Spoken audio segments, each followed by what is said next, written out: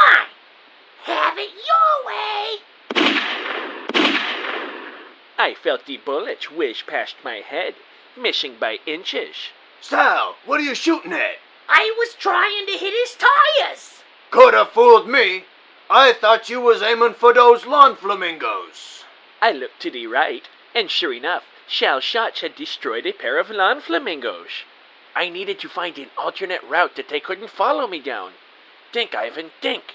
I suddenly remembered my earpiece. Bargain Margaret said that I could get directions with it. I hoped she was right. I blurted out, "Shower face to home. Shower face to home."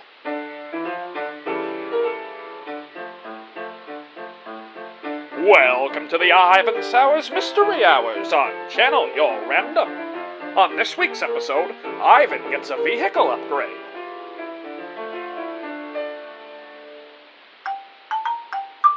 How can I help, Sourface? I'm getting chased by two thugs. I'm on a moped, and I need an escape route that their car cannot follow me down. Okay, take a right turn onto the bike path after the next house. Perfect, thank you. I saw the path fast approaching, and a sign that read, "No motor vehicles." Today, I become a lawbreaker, I thought. With Vinny and Sal hot on my tail, I took a sharp right turn into the alley and continued to speed off. Shoot, Sal, shoot! The bullets thankfully missed me by a long shot this time. I looked back. Vinny and Sal were shouting in anger at not being able to follow me down the narrow bike path. I remembered I had the face server still in my ear. "Okay, I lost them. Now take me back to Face headquarters," I said. I've sent the directions to your GPS. Do you require further assistance? No. I'm good now, thank you. My heart was racing. I had never ever been through anything like that before. At least now I knew I could hang with the best of them. That was certainly a confidence boost. I followed the GPS until I was just a few blocks away from the office station building. Out of nowhere, a car pulled out right in front of me. I slammed into it so hard that I was knocked off the moped onto the ground.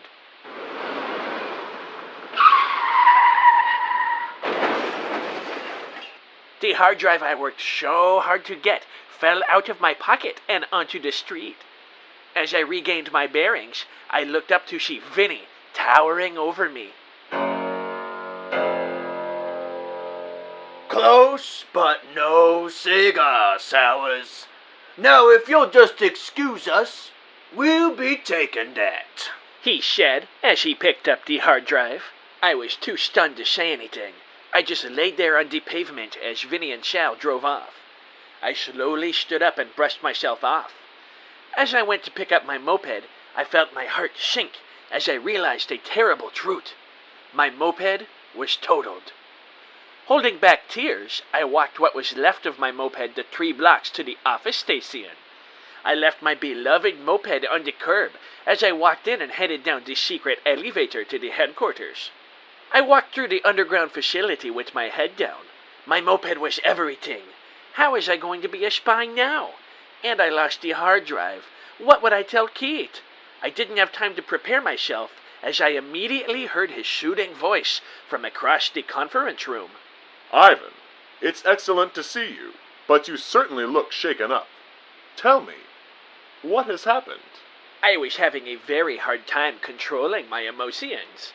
"Oh, Keith, I'm so sorry. I went and met Bargain Margaret, and I got my gear, and then I went home, but Vinny and Sal were already there, so I had to sneak in, and I got the hard drive, but they heard me, and they chased me in their car, and then I used the earpiece to get away, and then they shot at me, and then I almost got it back here, and then they came out of nowhere and hit me off my bike and stole the hard drive and totaled my moped, and now I can't drive anywhere, and I'm so sorry, and Keith, I just don't know what I'm going to do." Slow down there, Ivan. Everything will be all right. I have all the faith in the world that you will be able to get that hard drive back from those two. The only reason you didn't today is because they were faster than you, correct? Yes, I suppose that's true, but now I don't even have a moped. I can take care of that for you. Let's step into the garage. I followed Keith down a hallway I hadn't been down before.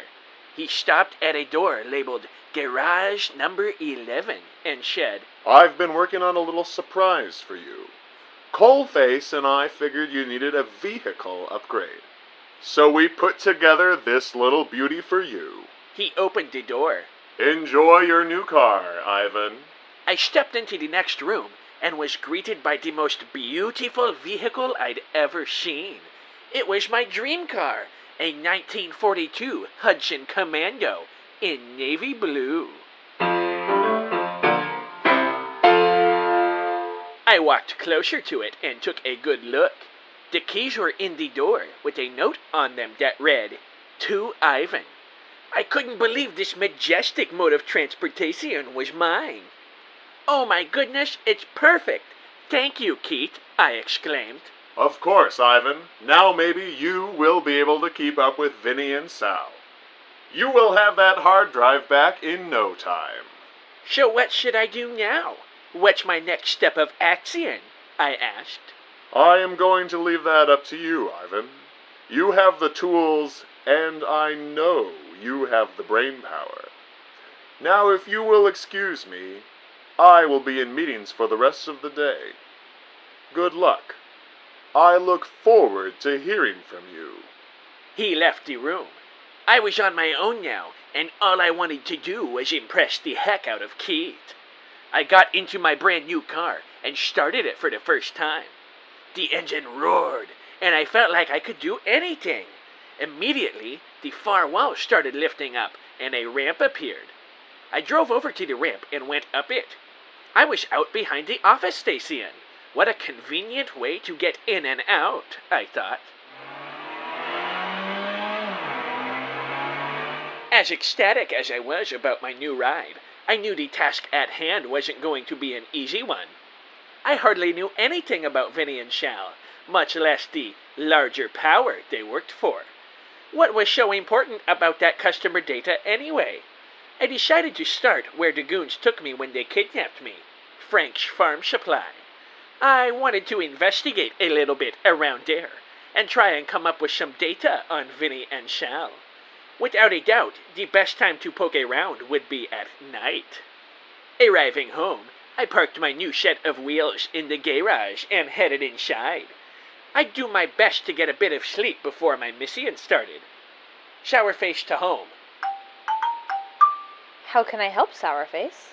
Send directions to Frank's Farm Supply to my GPS. Done. Anything else? No, thank you. Have a good night.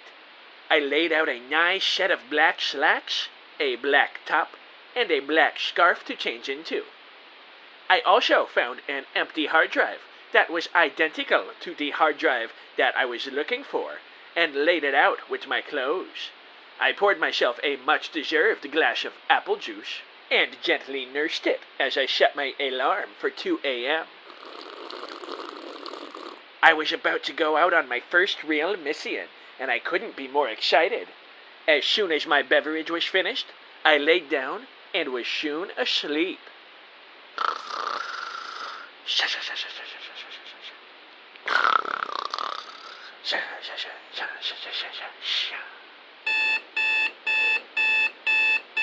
I woke up feeling refreshed and ready to go as I changed into my spy clothes.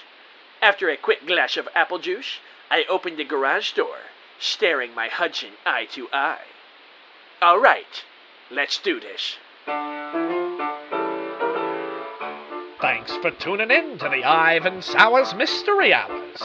Don't forget to like the episode and subscribe to our channel so we can let you know every time a new episode airs.